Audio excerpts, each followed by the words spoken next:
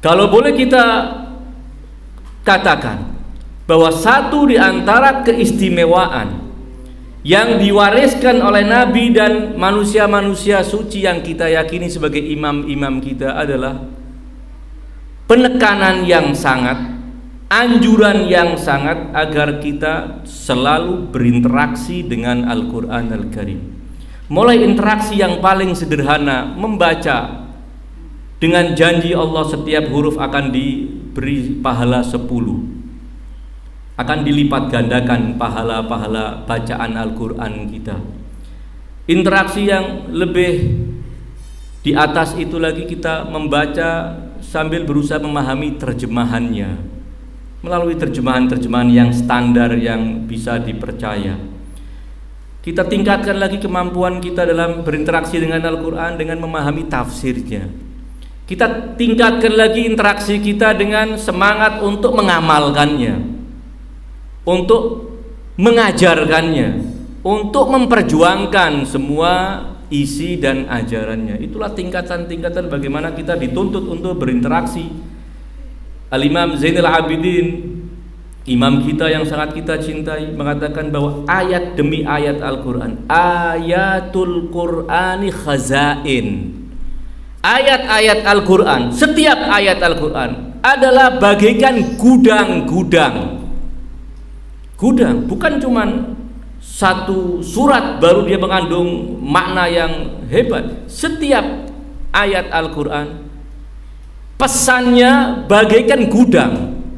Maka kata Imam Zainal Abidin, maka tidak sepatutnya kita setelah membuka gudang tidak usil ingin tahu isi gudang itu.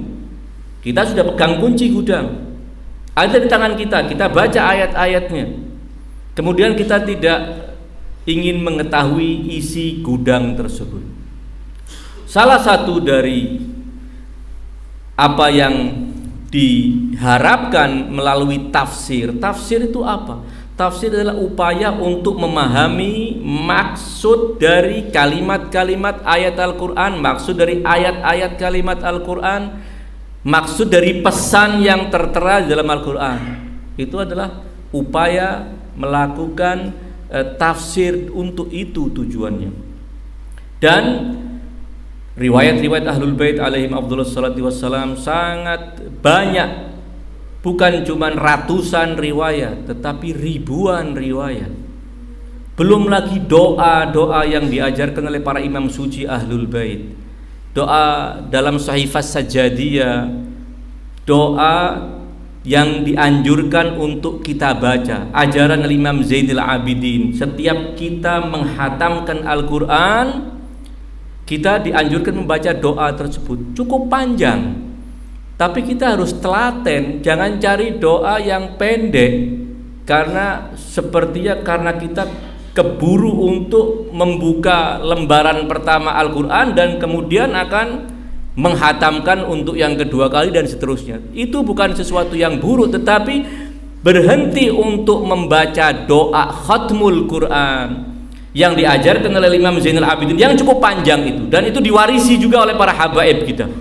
Para habaib kita di antara yang masih utuh orisinil mereka warisi dari leluhur mereka adalah doa birrul walidain yang ada di Sahifah Sajadiyah dan doa khatmul Quran. Walaupun ada sedikit beberapa bagian perbedaan redaksi, tapi secara umum utuh sama.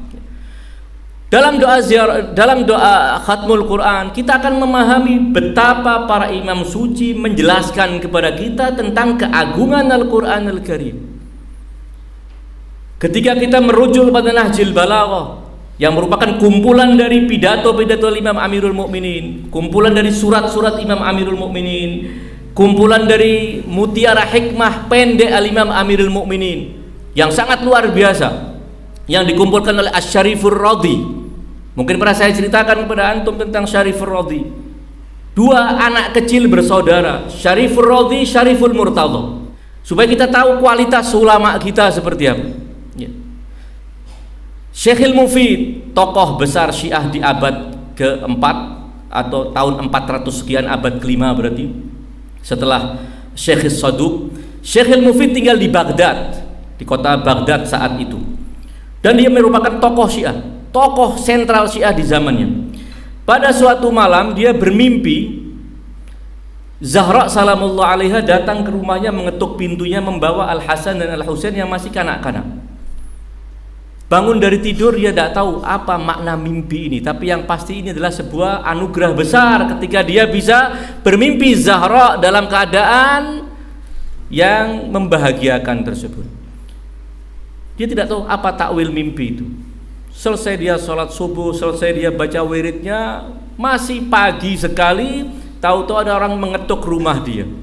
Ketika Syekh Mufid sendiri yang membukakan pintu rumahnya, ternyata ada seorang wanita menuntun dua anak kecil dia yang usianya kira-kira baru 10 tahun atau kurang dari 10 tahun. Dua bersaudara, kakak beradik, Syariful Radhi, Syariful Murtadha. Dua orang yang hebat. Dua orang yang hebat. Kemudian perempuan itu memperkenalkan diri, saya seorang Syarifah, saya seorang keturunan Fatimah Zahra, saya Alawiyah. Tolong titip anak saya pondokkan kepada kamu. Jadikan anak kamu tinggal bersama kamu di rumah kamu. Syekh Mufid tentu tidak punya pesantren, tapi dia punya rumah yang menjadi perkumpulan para ulama dan banyak santri yang setiap hari memenuhi rumah Syekhul Mufid. Maka Syekh Mufid kemudian faham, inilah takwil mimpi saya tadi malam, bahwa yang datang adalah zuriyah Fatimah membawa kedua anaknya. Karenanya Syekhul Mufid begitu memberikan perhatian yang sangat luar biasa kepada dua anak kecil ini, sehingga kedua-duanya tumbuh menjadi ulama besar.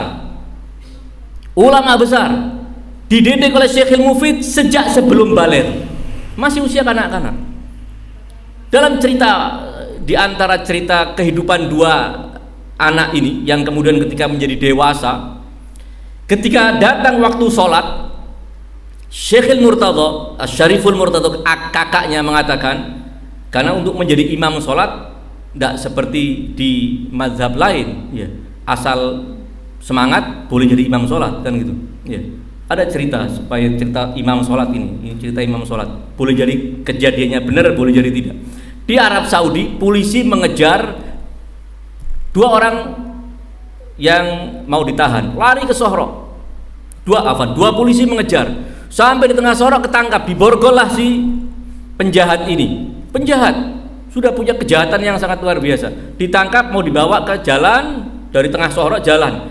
Kemudian si penjahat ini lihat langit, mengatakan ini datang waktu sholat, gitu. Waktu sholat datang, ayo kita sholat berjamaah nanti. Maka kata si maling, si mujrim ini mengatakan, wahai polisi, ente jadi imam. Ya, katanya polisi, ini akal-akalannya si maling, kalau saya jadi imam dia pasti lari kan. Ya sudah, kalau gitu kamu aja yang jadi imam. Ya, artinya hatta bajingan pun fadol jadi imam, ya, tidak jadi masalah. Memang kaidahnya mengatakan demikian di mazhab mereka. Apa? Sallu khalfa kulli barrin au fajir. Salatlah kamu di belakang imam siapapun, mau bajingan mau waliullah, tidak jadi masalah. Barrin au fajir. Kaidahnya mengatakan demikian. Makanya tidak usah merasa wah jadi imam salat. Tidak usah merasa wah, oh saya jadi imam salat berarti saya berat jadi khalifah, kalau tidak ada urusan. Tidak nyambung itu. Ya, wong barran au fajir juga boleh jadi imam. Ala qul, kembali pada ceritanya Syekhul Mufid. Asy-Syariful Murtadha mengatakan tidak layak untuk maju jadi imam kecuali orang yang tidak pernah bermaksiat. Antara kita ini berdua ini kakak beradik, Syekh Syariful Murtadha ingin mengatakan bahwa saya sejak baligh tidak pernah melakukan maksiat secara sengaja dan saya sadar, tidak pernah saya maksiat. Coba kita tahu kualitas ulama kita. Artinya saya yang lebih berat maju ke depan untuk menjadi imam, karena saya yakin bahwa saya tidak pernah berbuat maksiat. Urusan saya sebagai orang adil sudah di tangan saya, pasti lebih dari sekedar adil. Maksiat saya tidak pernah. Apa kata Syariful Radhi, adiknya?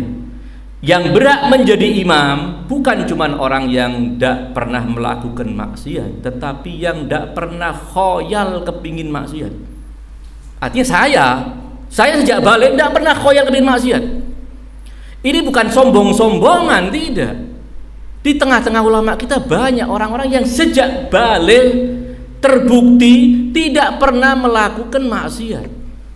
Kita kaget saja, masa bisa? Loh, kita ini percaya dengan Allah Ta'ala. Allah Ta'ala nurunkan agama ini untuk apa? untuk diamalkan kan. Diamalkan setengah-setengah atau total? Tentunya total. Artinya bisa menjalankan agama secara total itu bisa. Masalah kita tidak bisa, jangan bilang orang lain tidak bisa. Ya kita yang punya problem secara kualitas keimanan dan ketakwaan sehingga kacau semua, sehingga kita pakai kacamata tersebut. Kembali bahwa Syekhul Mufid, para ulama kita punya perhatian yang sangat luar biasa. Sekali lagi kembali pada perhatian kepada Al-Quran Al-Karim. Doa Al-Imam Zainal Abidin menegaskan tentang pentingnya Al-Quran Al-Karim. Pidato Imam Amirul Mukminin, pidato yang tertera dalam Nahjul Balagh, satu dari pidato Imam Ali bin Abi Thalib, penggalan pidato beliau menjelaskan 50 lebih sifat Al-Quran Al-Karim dalam satu pidato, yang kalau itu diurai bisa menjadi berjilid-jilid keterangan para ulama menjelaskan tentang pidato yang cuma 2 lembar tersebut memuat 50 lebih sifat Al-Quran Al-Karim. Itu artinya apa, ikhwan akhwat sekalian, bahwa kita di madhab kita, ajaran para imam kita benar-benar menitik beratkan Al-Quran. Allah fil Quran, kata Amirul Mukminin. Berhati-hatilah kalian terhadap Al-Quran. Jangan sampai orang lain lebih bersemangat berinteraksi kepada Al-Quran melebihi kita. Kita yang harus punya semangat untuk selalu aktif berinteraksi dengan Al-Quran Al-Karim. Itu kira-kira bahwa mazhab kita mengajarkan demikian.